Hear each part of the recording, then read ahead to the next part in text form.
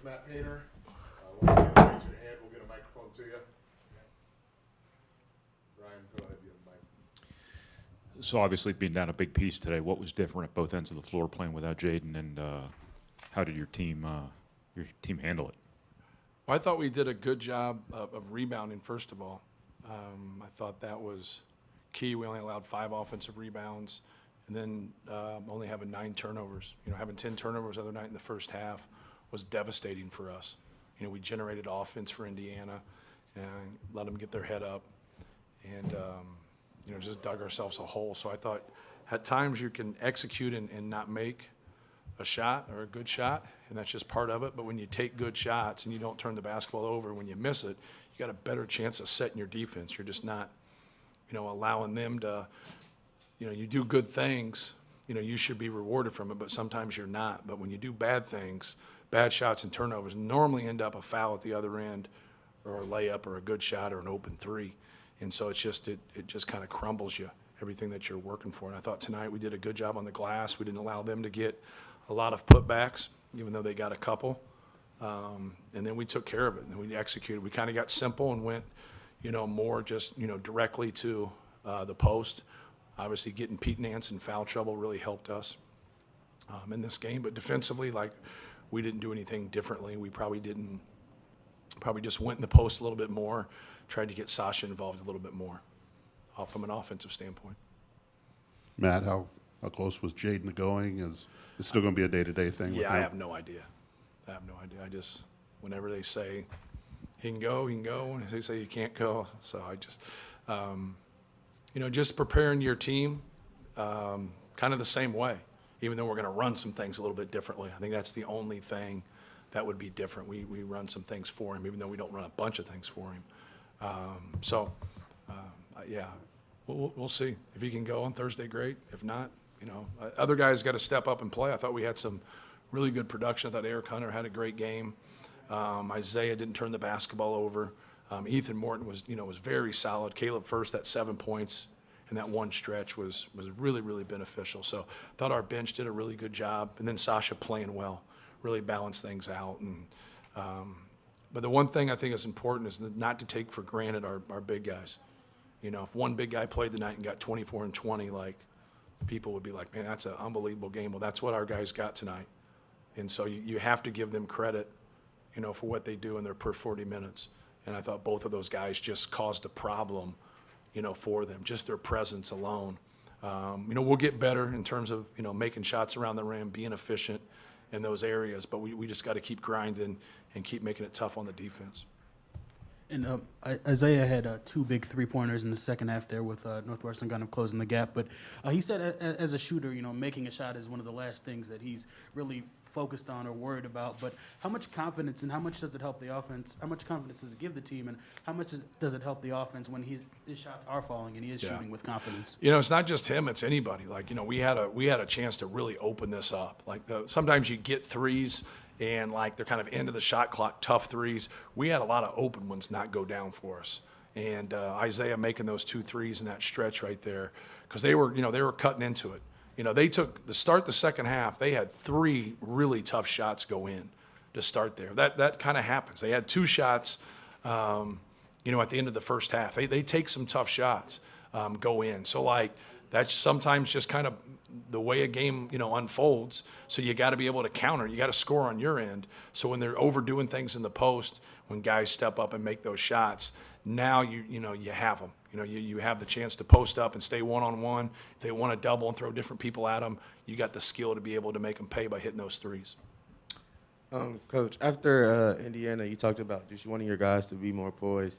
There was a moment late in the second half where Boo Booey goes. He hits 3 threes in a row. You like how your guys responded there? Yeah, we didn't stay into the basketball a couple times. One of them was just a tough shot in transition. He shoots 30-footers. He'll just dribble up and shoot, tough shot. So one of them was a tough shot. A couple of them I just thought we needed to do a better job of staying into the basketball there. But I thought we showed poise, and obviously we pushed the game out and were able to win by, 20 points. In that first half against Indiana, we just played like our hair was on fire. In that second 10 minutes of the first half, we just lost our mind. We when it gets down to it, you got to give credit to them for their active hands and their aggressiveness. But, you got to be able to pass and catch. It is basketball. You got to work together and pass and catch, and that's where we struggled. We had guys that are just getting the ball knocked out of their hands, not being able to pass and catch. And we just got to find a core group that's going to keep giving us a chance. Because when you play the game today and you out-rebound them by 12 and then you have the same amount of turnovers, you got 13 more possessions than your opponent. If you got a good team, you're playing at home, you should win.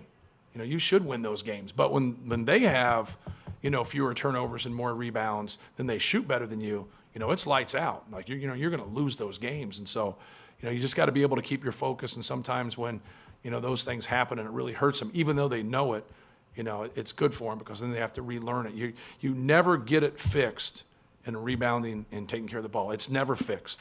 You always have an incomplete puzzle. As a coach, you always got to work in those two areas. Those two pillars are going to be a part of basketball. I don't care what they change and what they do. You still got to rebound the basketball and take care of it. It's so important.